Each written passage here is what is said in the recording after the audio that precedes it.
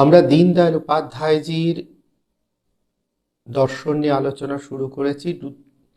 দুটি সত্রে আমাদের আলোচনা হয়েছে, আজকে তৃতীয় সত্র। এবং এই তৃতীয় সত্রে আমরা দীনদয়ালজির প্রথম খণ্ডের তত্ত্ব জিজ্ঞাসা সম্পর্কে তার যে অনুধ্যান, সেই ধারণার অঙ্গ জীবন শ্রদ্ধা অধ্যায় নিয়ে আলোচনা করব। এবং এই জীবন শ্রদ্ধা অধ্যায় নিয়ে আলোচনার প্রারম্ভে দীনদয়ালজি বলছেন, ভারতীয়দের মনে সাংস্কৃতিক হীনতার ভাবনা নির্মাণে পশ্চিম দেশগুলি কিছু কপোল কল্পনার সিদ্ধান্ত গ্রহণ করেছিল এবং আমাদের শিক্ষিত লোকেরা সেগুলি অন্ধভাবে মেনে নিয়েছিল। এই যে আমাদের শিক্ষিত শ্রেণী, উচ্চশিক্ষিত শ্রেণী ইংরেজি শিক্ষায় যখন শিক্ষিত হলো, সেটি যেমন তাদের একটা দিক খুলল, কিন্তু সংস্কৃত শিক্ষার সঙ্গে সম্পর্ক ছিন্ন হবার ফলে ভারতবর্ষের প্রাচীন সনাতন যে সংস্কৃতি, তার মূলভূত যে চিন্তাগুলির যে ধারা, সেগুলি সম্পর্কে তারা সম্পূর্ণভাবে অজ্ঞাত থেকে গেল। কতগুলি নিজেদের বাড়ির আচারকেই তারা নিজেদের সনাতন ধর্মের মূল ব্যাখ্যা, বা বাড়িতে আত্মীয় স্বজনের কাছে যা শুনেছেন সেটিই তাদের সনাতন ধর্মের মূল ব্যাখ্যা হিসাবে তারা নিয়ে এলেন।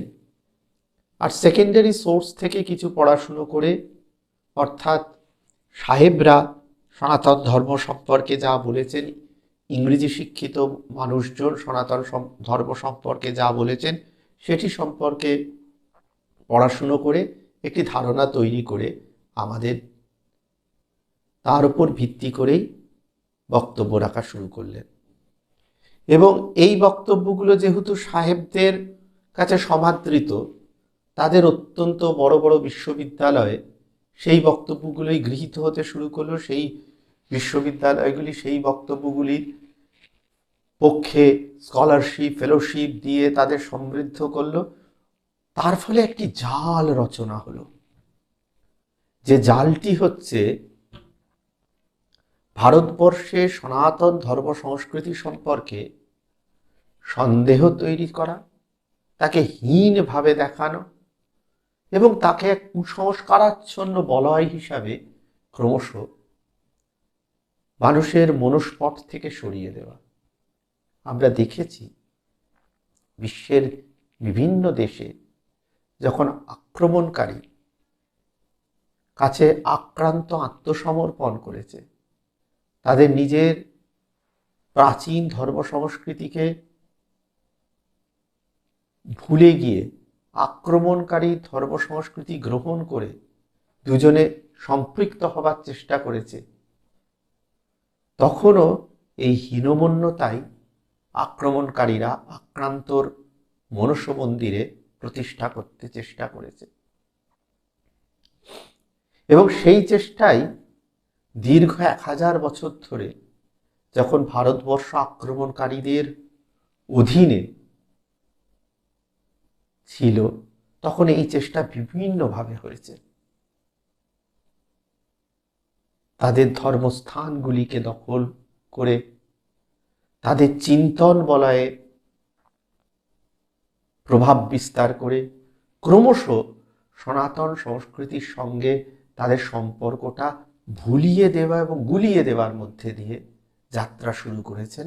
এবং দীনদয়াল উপাধ্যায়জি তার জীবন দর্শনের প্রথম যে জীবন শ্রদ্ধা যে অধ্যায়, সেটিতে এই কথাই বলতে চেয়েছেন যে আমাদের উচ্চশিক্ষিত যারা, তারা পড়াশুনো করেছেন, প্রতিভাবান, কিন্তু বেশিরভাগ উচ্চশিক্ষিত মানুষ সংস্কৃত সম্পর্কে অত্যন্ত স্বল্প জ্ঞান, এবং তারা পশ্চিমের দৃষ্টিতেই পূবকে দেখেছেন, অর্থাৎ সাহেবের দৃষ্টিতেই ভারতবর্ষকে দেখেছেন, বা পশ্চিম এশীয়দের দৃষ্টিতেই ভারতবর্ষকে দেখেছেন। ভারতবর্ষের দৃষ্টিতে ভারতবর্ষকে দেখে, ভারতবর্ষের অনুধ্যানকে শ্রদ্ধা দিয়ে অনুভব করার চেষ্টা করেননি, তাকে সবসময় সমালোচনায় বিদ্ধ করার চেষ্টা করেছে এবং আমাদের সংস্কৃতি থেকে আমাদের বিচ্ছিন্ন করাতে তাদের উদ্দেশ্য তাই জন্য সফলতা লাভ করেছে। এই যে নিজেদের যেটি আছে, নিজেদের সভ্যতা, নিজেদের সংস্কৃতি, নিজেদের স্বধর্ম সম্পর্কে এক চূড়ান্ত উদাসীনতার যে সৃষ্টি হয়েছে, তার পিছনে এই সংস্কৃত সম্পর্কে অজ্ঞতা, সাহেবী শিক্ষার ফলে গড়ে ওঠা নিরীশ্বরবাদ এর চিন্তা বা পশ্চিমের দর্শনগুলিতে দীক্ষা বা পশ্চিম এশীয় দর্শনগুলির প্রতি বিভিন্নভাবে আনুগত্য, ভারতবর্ষের সনাতন দর্শনগুলির প্রতি ক্রমশ সমালোচনা বা অশ্রদ্ধার বলয় সৃষ্টি করেছে। 47 সালের পরেও এই বৌদ্ধিক দাসত্ব নষ্ট হয়ে যায়নি। দীনদয়াল উপাধ্যায়জি বলছেন, স্বাধীনতা লাভ করলেই আপনি প্রশাসনিক ক্ষেত্রে নিজের লোক বসাতে পারলেন, অর্থাৎ ভারতবর্ষের মানুষ সেখানে বসলেন। কিন্তু সেই ভারতবর্ষের মানুষ যারা বসলেন, তাদের চিন্তার বলয়টি ভারতবর্ষের সঙ্গে যুক্ত না পশ্চিমী দেশগুলির সঙ্গে যুক্ত না পশ্চিম এশিয়ার সঙ্গে যুক্ত, এটি দেখতে হবে। সে পোশাকে আশাকে নামে আপনার সঙ্গে তার মিল রইল, কিন্তু তার চিন্তা জগতের সঙ্গে ভারতবর্ষের শাশ্বত চিন্তা জগতের কোনো মিল রইল না। এই রকম এক শ্রেণী সৃষ্টি হলো, যারা সমাজে প্রভাবশালী শ্রেণী বা যারা প্রশাসনিক ক্ষমতার প্রভাবশালী অংশে প্রতিষ্ঠিত হলেন। তাই স্বাধীনতার পরেও আমরা প্রশাসনিক স্বাধীনতা পেলাম, যেটি দীনদয়াল উপাধ্যায়জি বলেছেন, কিন্তু সাংস্কৃতিক বলয়, শিক্ষা বলয় আমাদের সেই দাসত্ব রয়ে গেল। দীর্ঘ পরাধীনতার সময় আমাদের বিশ্ববিদ্যালয়গুলি আক্রান্ত হয়েছে।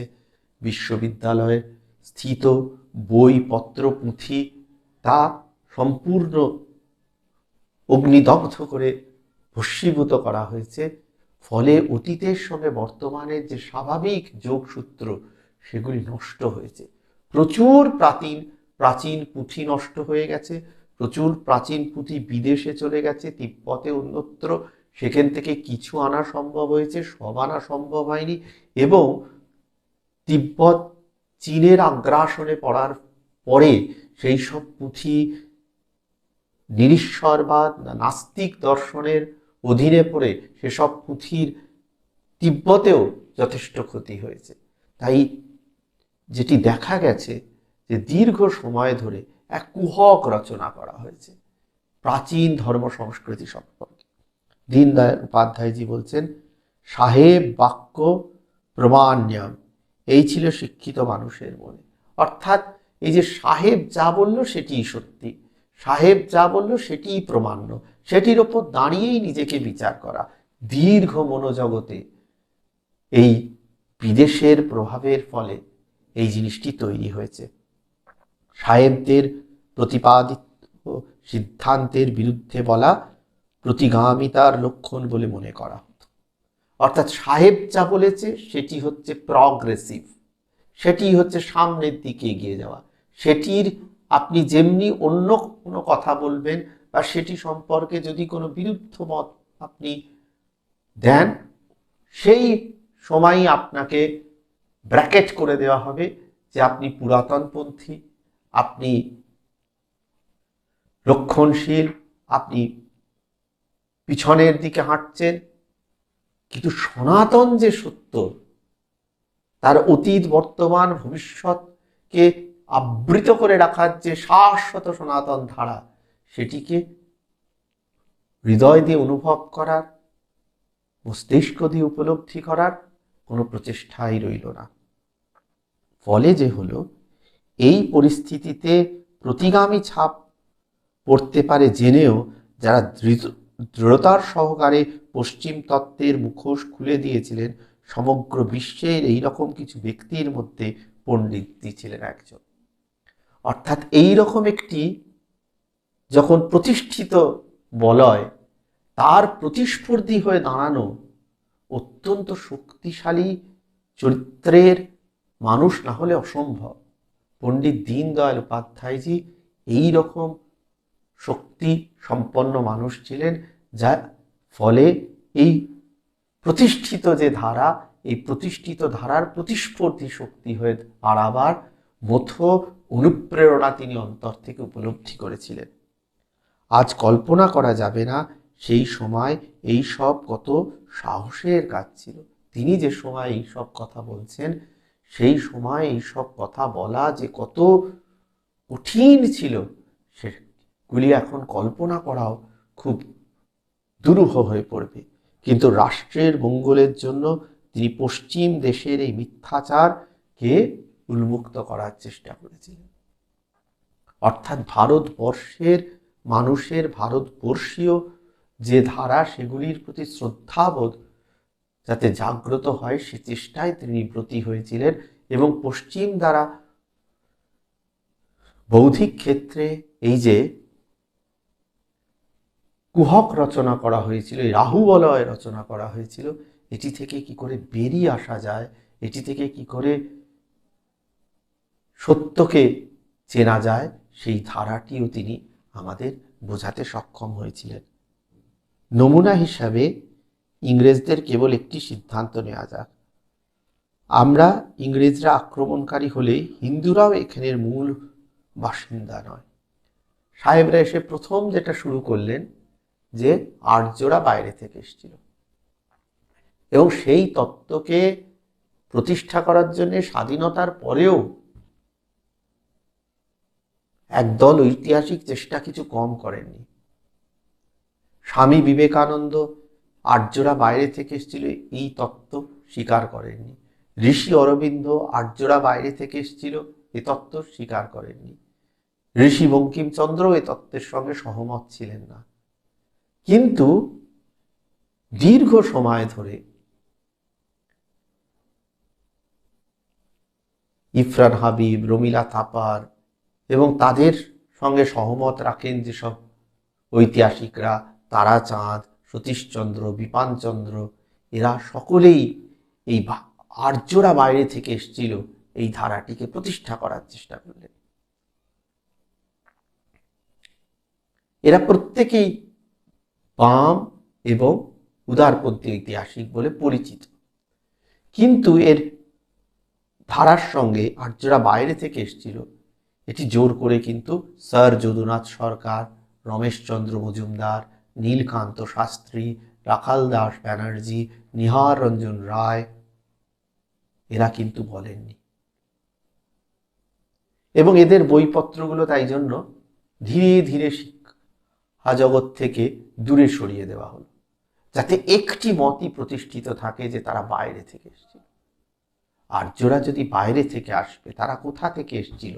তারা পণ্ডিত ব্যক্তি ছিল, সবচেয়ে বেশি তারা নিজেরা জানবে। তো তারা নিজেরা সমগ্র বেদের কোনো সংস্কৃত শ্লোকে লিখেছেন যে তারা বাইরে থেকে এসছেন, তারা ক্যাসপিয়ান ককেসাসের কাছ থেকে এসছেন, তারা মধ্য এশিয়া থেকে এসছেন? এরকম কোনো কথা কোনো বৈদিক মন্ত্রে, ঋগ্বেদ সবচেয়ে প্রাচীনতম, সেখান থেকেও কি পাওয়া যায়? তারা তো লিখতেন, এত রচনা করেছেন, তারা লিখতেন, সেখান থেকে কোনো উদ্ধৃতি নেই। যে দেশ থেকে তারা এসেছিলেন সেই দেশের কোনো সাহিত্যের এরকম উল্লেখ নেই যে দেশ থেকে তারা এসেছিলেন বলে বলা হচ্ছে। আমরা পঞ্চনদীর কথা শুনতে পাই, সেই পঞ্চনদী ভারতীয় উপমহাদেশের মধ্যেই। পাঞ্জাব, সিন্ধ, রাজস্থান, গুজরাটের যে জায়গায় এই বৈদিক সভ্যতার ধারাকে আমরা লক্ষ্য করি, সেটি কোনো ক্যাসপিয়ান ককেসাসের নয়। তাই আর্যদের নিজের লেখা সংস্কৃত যে রচনা, সেখান থেকে কোনো উদ্ধৃতি নেই। সেটাই তো প্রাইমারি সোর্স। কেন এটা করা হলো? পশ্চিম এশিয়া থেকে একদল এলেন, ইউরোপ থেকে আরেক দল এলেন। তারা যেহেতু বাইরে থেকে এসছিলেন, সেটাকে লঘু করার জন্য আর্যরাও মধ্য এশিয়া থেকে এসছে, এটিকে যদি চালিয়ে দেওয়া যায় তাহলে তাদের আশাটা লঘু হয়ে যায়। তাহলে সবাই এসেছিলেন বলে বৈদেশিক যে চিন্তা ভাবনা আমাদের দেশের উপর, আমাদের দেশের মানুষের উপর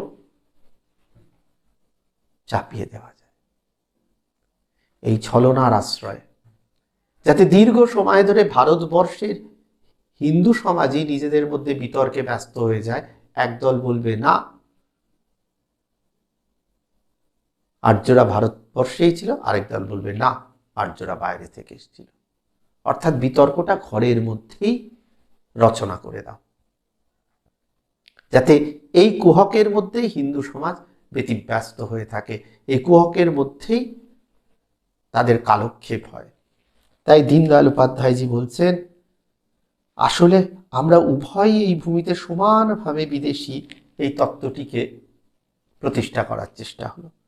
এই দেশের আসল অধিবাসী পুত্রদের বিভিন্ন আক্রমণের মাধ্যমে পিষে শেষ করা দেওয়া হয়েছে বলে আরেক ধারা রচনা হলো। বলা হলো আর্যরা বাইরে থেকে এসছে, দ্রাবিড়রা আসল ছিলেন। এই আর্য দ্রাবিড়ের ভেদটাও দীনদয়াল উপাধ্যায়জি বলছেন সাহেবদের রচনা করা। এবং এইরকম একটি তত্ত্ব খাড়া করার ফলে পরবর্তীকালে যে দ্রাবিড়িয়ান তত্ত্বের সৃষ্টি হলো, 1856 সালে বিশপ ক্যাম্পবেল তার কম্প্যারেটিভ গ্রামার অফ দ্রাবিডিয়ান ল্যাঙ্গুয়েজ পুস্তকের ভাষার আধারে দ্রাবিডিয়ান সিদ্ধান্তের প্রতিপাদন করেছেন। অর্থাৎ এই আর্য এবং দ্রাবিড় এই দুই ধারাকে পৃথক দুই ধারা এইভাবে উপস্থাপনা করার চেষ্টা হল। কিন্তু চোলা রাজারা কি শ্রদ্ধার সঙ্গে সংস্কৃত পণ্ডিতদের গ্রহণ করেছিলেন সে কথা বলা হলো না। চোলা রাজারা তো দক্ষিণেই ছিলেন, দক্ষিণের বিভিন্ন রাজবংশ কি শ্রদ্ধার সঙ্গে সংস্কৃত পণ্ডিতদের গ্রহণ করেছিলেন সে কথা ক্রমশ ভুলিয়ে দেওয়া হলো। উত্তর পূর্ব ভারতের রাজারা যেভাবে শ্রদ্ধার সঙ্গে সংস্কৃত পণ্ডিতদের গ্রহণ করেছিলেন ভুলিয়ে দেওয়া হলো। তাই ইতিহাসকে আমাদের জানতে গেলে আবার ফিরতে হবে রমেশচন্দ্র মজুমদারের কাছে, স্যার যদুনাথ সরকারের কাছে, নীলকান্ত শাস্ত্রীর কাছে, রাখাল দাস ব্যানার্জির কাছে, নিহার রঞ্জন রায়ের কাছে, বা complete works of Swami Vivekananda, complete works of ঋষি অরবিন্দ, এগুলি ভরসা করতে হবে। আমরা একটা জিনিস দেখছি বা দেখেছি যে আমাদের ইতিহাস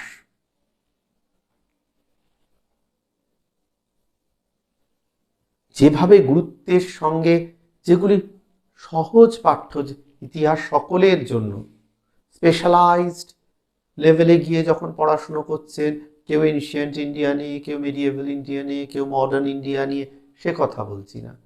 ক্লাস 8, 9, 10 যখন সবাই হিস্ট্রি পড়ছে, তখন যেভাবে গুরুত্বের সঙ্গে মধ্যযুগে মোগলদের উপস্থাপনা করা হয়, সেই গুরুত্বের সঙ্গে প্রাচীন ভারতকে উপস্থাপনা করা হয় না। সেই গুরুত্বের সঙ্গে, যে গুরুত্বের সঙ্গে ভক্তি মুভমেন্টকে উপস্থাপনা করার দরকার, সেই গুরুত্বের সঙ্গে ভক্তি মুভমেন্টকে উপস্থাপনা করা হয়। কোথায় যেন আমাদের সমগ্র জাতিকে এক দাসসুলভ মানসিকতায় গ্রাস করে রাখার জন্য বৈদেশিক আক্রমণকারীদের কর্মকাণ্ডকে যেভাবে বিরাট করে তুলে ধরা হয়, ভারতবর্ষের নিজের যে বিশাল কর্মকাণ্ড সেটা কোথায় যেন হারিয়ে যায়, কোথায় যেন সেটিকে ধামা চাপা দেবার এক প্রচেষ্টা দেখা যায়। তার বিপুল সংখ্যক মন্দির শৈলী এবং তার মধ্যে স্থিত যে তার প্রতিভা, সেটি সম্পর্কে তত কথা লেখা হয় না। মধ্যযুগের তথাকথিত স্থাপত্য সম্পর্কে যত বেশি কথা লেখা হয়। এই যে একমুখী যে দিগদর্শন, সেখানে এক ব্যালেন্সের অভাব আমরা লক্ষ্য করছি। এই ব্যালেন্সের অভাবটা অনেকটা ইচ্ছাকৃত সৃষ্ট, যাতে একটা দাসসুলভ মানসিকতা গড়ে ওঠে আমাদের প্রত্যেকের মধ্যে। অবশ্য কিছু ব্যক্তি রাষ্ট্রপ্রেম ও সত্যবাদিতার কারণে ইংরেজের এই প্রচেষ্টা বিফল করতে সাহস করেছিলেন, এবং এই ইংরেজের যে প্রচেষ্টা ভারতবর্ষে দাঁড়িয়ে হোয়াইট ম্যানস মিশনকে সামনে নিয়ে এসে ভারতবর্ষকে তারা সিভিলাইজ করতে এসছেন, এরকম একটা চিন্তাধারা দেওয়ার, সেটি তখনকার দিনে তাকে খণ্ডন করার চেষ্টা করেছেন মনীষীরা। স্বামী বিবেকানন্দ, ঋষি অরবিন্দ, ঋষি বঙ্কিমচন্দ্র, স্বামী দয়ানন্দ সরস্বতী থেকে শুরু করে রাজা রামমোহন রয় এবং ভক্তি মুভমেন্টের প্রতিধানযোগ্য যে ব্যক্তিত্ব, তারা প্রত্যেকে চেষ্টা করেছেন এই পশ্চিম এশিয়া থেকে আসা এবং ইউরোপ থেকে আসা সভ্যতায় যে ভারতবর্ষের হীনমন্যতার ভাব সৃষ্টি করার চেষ্টা হয়েছে, সেটিকে অতিক্রম করার, এবং সেখানে তারা একটা সমন্বয়ের চেষ্টা করেছে between the east and the west. ওয়েস্টকে অস্বীকার না করে ইস্টকে স্বীকার করার চেষ্টা করেছে। এই সমন্বয়ের ধারাটা ইস্ট আর ওয়েস্টের মধ্যে যদি ব্যালেন্সড থাকতো, তাহলে আজকে আমাদের এই জীবন শ্রদ্ধা দীনদয়াল উপাধ্যায়জি যে কথা বলছেন, সেই কথা ঢুকতে হতো না। এবং দীনদয়াল উপাধ্যায়জিও যখন এ রচনা করেছেন, হয়তো তাকেও এই রচনা করতে হতো না। কারণ একটি সমগ্র জাতিকে যদি অনন্তকাল ধরে তার সাংস্কৃতিক সম্পদ সম্পর্কে সম্পূর্ণ ভুলিয়ে রাখা যায়, সেই জাতিটির প্রাণ শক্তি বিলুপ্ত হয়ে যায়। এবং খুব সচেতনভাবে এই চেষ্টাটি করা হয়েছে। এবং দীনদয়ালজির মৃত্যুর পর বিদ্বানদের মধ্যে চর্চা চলত যে পণ্ডিতজিকে যারা নিন্দা করতেন, তারা একসময় তার সম্পর্কে পুনর্বিবেচনার আবশ্যকতা স্বীকার করেন, কিন্তু তার জীবনকালে এই সম্পর্কে তার ভূমিকা ধৃষ্টতা বলেই গণ্য হতো। তার জীবনকালে তিনি যে কথাগুলি বলেছেন, সেটি এত বিদ্বজ্জনদের দ্বারা তিনি বিরোধ এর সম্মুখীন হয়েছেন। আজকে তার চিন্তা নিয়ে অনুধ্যান শুরু হয়েছে, সেটিকে গভীরে গিয়ে দেখার চেষ্টা হয়েছে। আপনি যেরকমভাবে দেখতে চেয়েছেন অতীতে দীনদয়াল উপাধ্যায়জিকে, বেশিরভাগ সময় সমালোচকের দৃষ্টিতে, ফলে তার মধ্যে যে অমৃত আছে সেটি দৃক্পাত করা সম্ভব হয়নি, তার মধ্যে যে সত্য আছে সেটিকে দৃক্পাত করা সম্ভব হয়নি। তাই জন্য সেই জায়গায় দাঁড়িয়ে যে দীনদয়াল উপাধ্যায়জি বলছেন যে সিন্ধু উপত্যকার আদিবাসীরা দ্রাবিড় ছিলেন, আর্য নয়। এই যে কথাটি বলা হয়, বংশ দৃষ্টিতে উত্তর ও দক্ষিণ ভারতীয়দের আকৃতিগত কোনো অমিল ছিল না।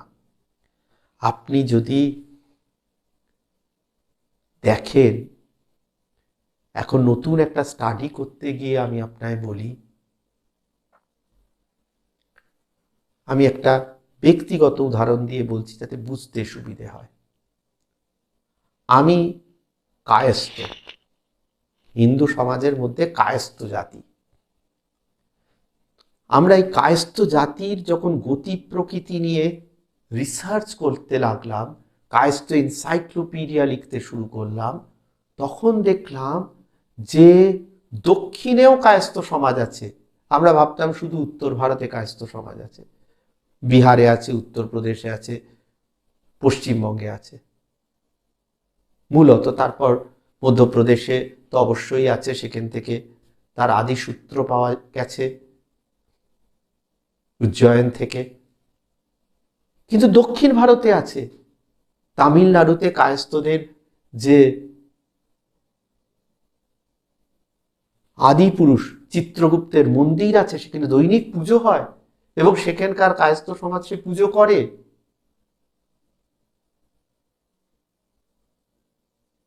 তো এই যে সমগ্র জাতি বলা হয়, আমরা দক্ষিণে জানতাম শুধু ব্রাহ্মণ আর অব্রাহ্মণ আছে, সেখানেও কায়স্থ আছে, সেখানে রেড্ডি আছে, কাম্মা আছে, লিঙ্গায়েত আছে।